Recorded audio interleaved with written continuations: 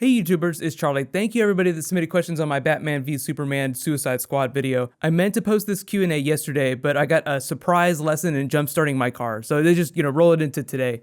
I also forgot to mention the Vixen show on CW's Seed. They also have a couple other TV shows they're syndicating there. They're streaming, just like on Hulu. You can watch the original Flash TV show and Terminator Sarah Connor Chronicles. All those are streaming for free. And no, you don't have to pay for the Vixen TV series. It's ad-supported. I mean, it's just like YouTube.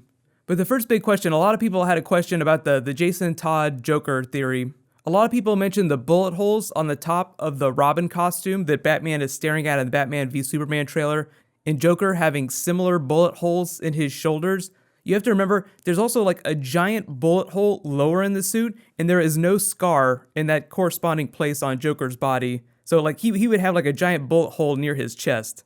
As for the grills Joker is wearing, I'm assuming that he and Batman have been fighting each other for a long time. Like Suicide Squad isn't going to be the first time that Batman goes after Joker. So at some point, he probably punched the shit out of his teeth.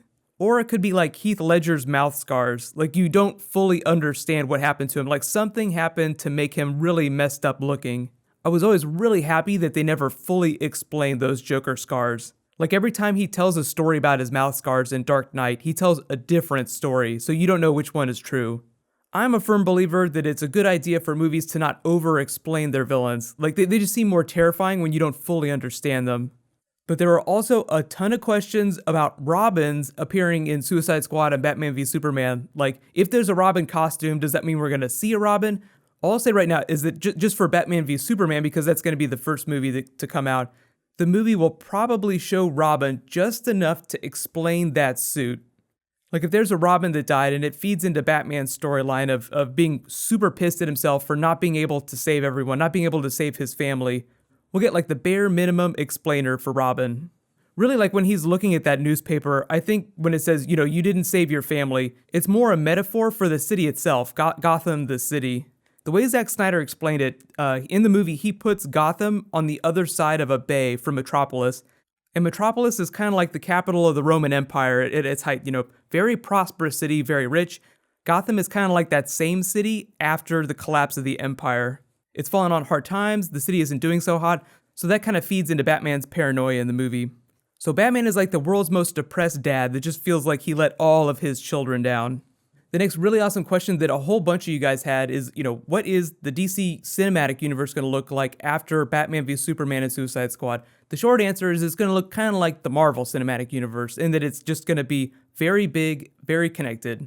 In case you guys weren't sure, they are going for a DC shared universe. So all of the DC movies that they release in the next 5, 6, 10 billion years, they'll all be connected in the same way that the Marvel movies are connected. But they are playing with the timeline just a little bit, because Suicide Squad is supposed to happen sometime before Batman v Superman. David Ayer and Zack Snyder weren't on stage together explaining how both of their movies fit together, that hasn't happened yet. But the way I heard it at Comic-Con is that Suicide Squad is supposed to happen before the events of Batman v Superman. It's not a direct prequel, it just happens sometime before it. We don't know exactly when Suicide Squad is supposed to take place, assuming that Batman v Superman is in 2016 in the DC universe. But I'm expecting it to happen, within a couple years at most. It'll probably be relatively close to the events of Batman v Superman. It won't be 20 years in the past. That Lamborghini that the Joker's driving isn't a Lamborghini at all. It's actually an Infiniti G35 body kit. And that's actually really new. They use that in the movie. But until we see more footage from Suicide Squad, it'll be a little harder to replace it. And it'll probably jump around in time itself too. At first glance, it does sound a little bit confusing that you're rolling out this big cinematic connected universe. So logically, each successive movie would happen right after the events of the previous movie. So why is Suicide Squad coming out after Batman v Superman, but takes place before it? It's a little confusing. The short answer would be is that they want the Suicide Squad to be a thing in the DC cinematic universe. So going into Justice League, all the movies after Batman v Superman, they want to be able to use the Suicide Squad characters, but they can't do that till they establish them, so they have to do the origin story first. That's the simplest, most practical explanation. Whenever they start doing interviews for the film, whenever they start really marketing it, just expect them to explain that all the time. Each new interview, someone will probably ask them about that. And just for reference, Batman v Superman is coming out in March, Suicide Squad is coming out in August. I did see a lot of questions about what's going on with Will Smith's Deadshot character in the movie. All I'll say is, I find it hard to believe that Will Smith would sign on to a franchise, like a really big franchise, that would kill him off in the very first movie. So I'm expecting most of like the biggest actors in Suicide Squad to be around for a long time. There are way too many characters for people to not get killed off, but just expect like the biggest, most bankable stars to stick around for a long time.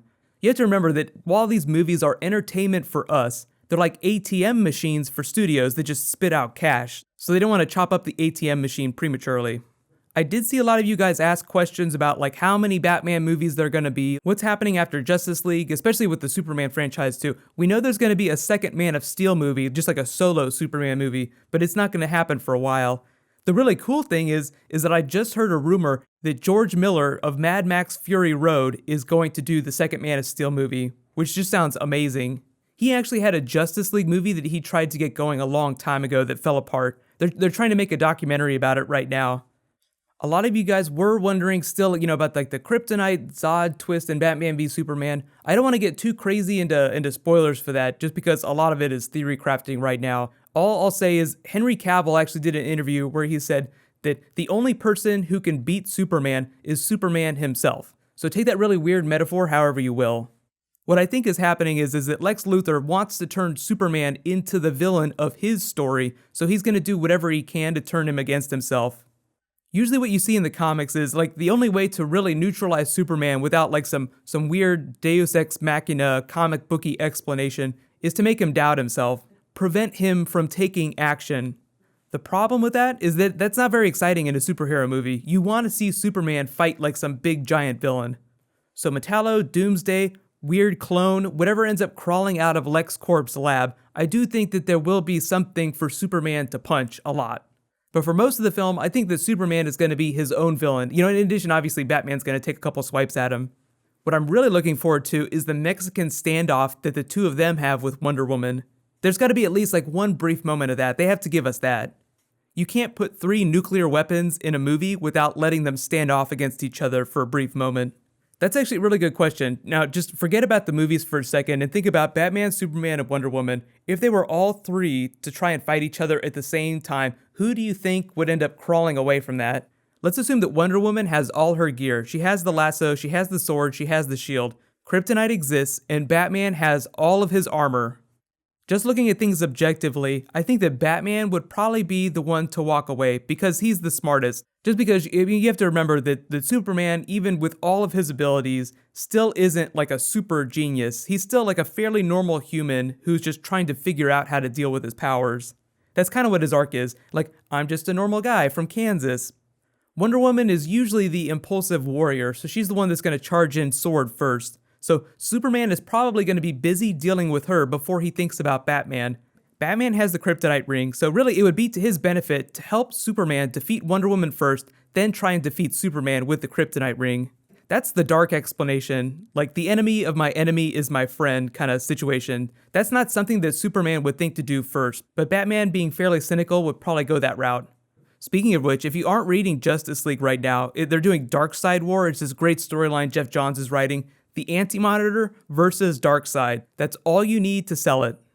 The last really big question, a lot of people are asking, because of what's going on in the TV shows right now with their shared universe that they're creating, especially with like the Justice League Legends of Tomorrow show in the movies, us getting like a small Ezra Miller Flash tease during Comic-Con, what's going on? Like, how are the movies and the TV show going to treat things? So here's the deal. Whenever Man of Steel came out, that was like the official new beginning of new continuity. So forget about all the other DC movies that have happened before. Batman v Superman will be like the beginning of the Batman character in this universe.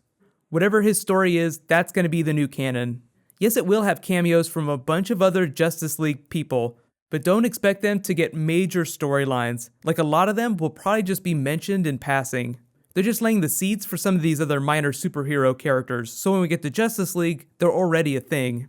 You'll be able to take your grandparents to these movies and they'll be able to follow them. Like, that's the intention. Just that anybody could walk in off the street and understand where these characters come from. The TV shows have the exact same intention, and anybody can watch them and understand what's going on.